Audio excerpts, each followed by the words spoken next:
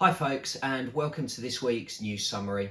If you're studying business or economics, then this will help you to make the links and connections between the real world and what's happening there and what you're learning about in your course content.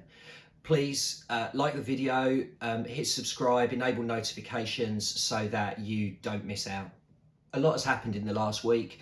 We have a new Prime Minister and Cabinet, we have a new monarch. And what we're going to be looking at today is some of the things that have happened in the business and economics world. We're going to have a look at an outline of the energy intervention that the new Prime Minister mentioned earlier in the week. We're going to discuss what's happening with petrol prices at the pumps. And we're also going to look at some information from a study about how the cost of living is affecting different minority groups and why. One of the first roles for our new Prime Minister, Liz Truss, is to tackle the cost of living crisis. And part of that is dealing with the rapidly rising energy bills. Earlier this week, there was an announcement, an outline of a plan that household energy bills are going to be capped at around £2,500 a year on average. That is only for households, and at the moment one of the issues that this is causing is that for businesses it's been announced that there is going to be 6 months worth of help, but how far that help will go and how far it will extend after that isn't really clear, and we're waiting for more detail to be released. A big knock-on effect of this is for businesses, they're not really able to plan effectively for the future.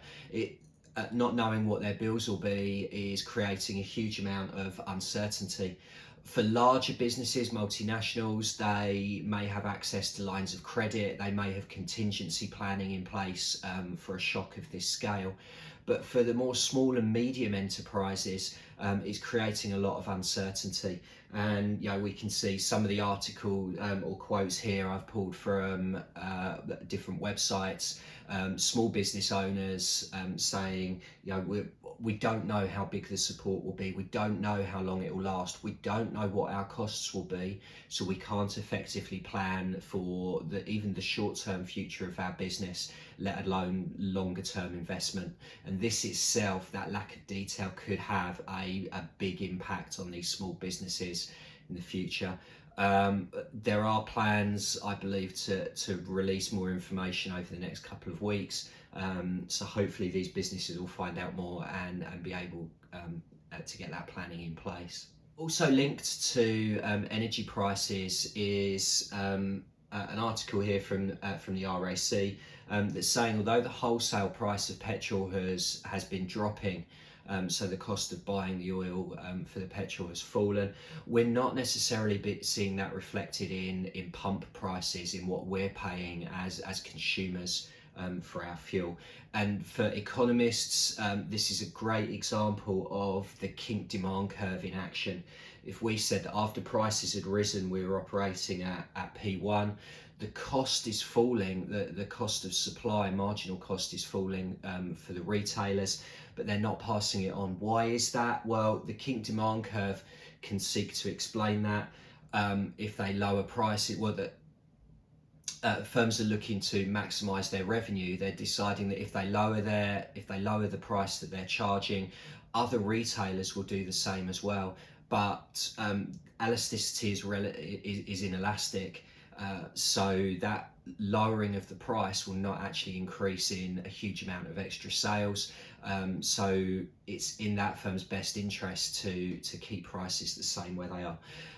If you're a little further ahead in the course and have already looked at the discontinuous marginal revenue curve, we can say that what's happening here is we're not seeing MC1 to MC2, we're seeing the other way around. Marginal costs are actually falling, but because it's where MR equals MC is the profit maximizing point, that's still at the same quantity and that will still give the same price in the market.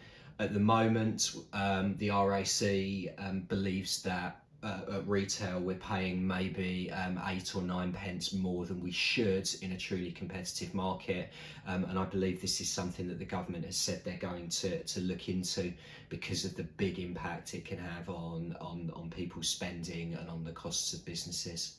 Another study that was released this week was from the Living Wage website, and that has been looking at the effect of rising cost of living on different ethnic groups. What they've found is that minority ethnic workers are more likely to be paid below the minimum wage. Because it's the costs of necessities of fuel, of food that are rising. These people are more affected by that. They're seeing costs increasing much more rapidly.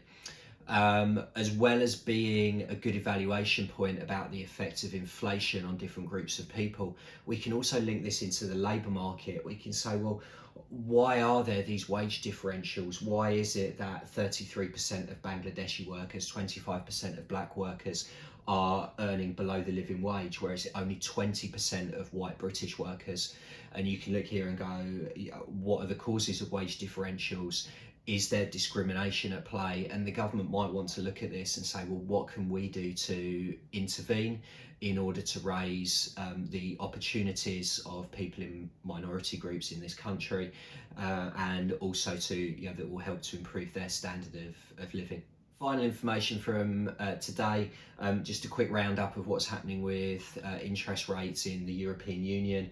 Earlier this week, the European Central Bank said that they were raising interest rates. They've gone up by 0.75% to 75 basis points, to the highest rate that we've seen in quite a few years.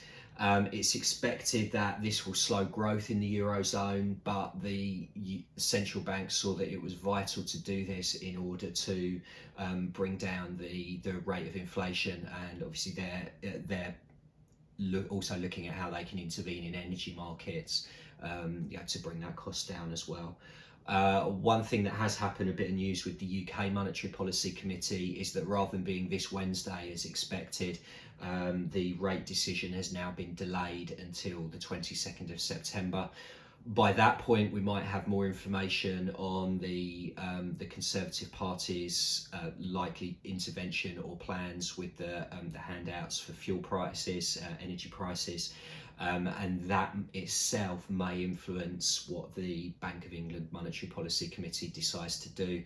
It's possible that because this is expansionary fiscal policy with the handouts expected to be over £100 billion, that we might start to see more monetary tightening, so interest rates in the UK rising at a faster rate than previously predicted. If you want to know more about energy prices and how the market works, please check out the video I've done on that and the disconnects between gas and electricity prices.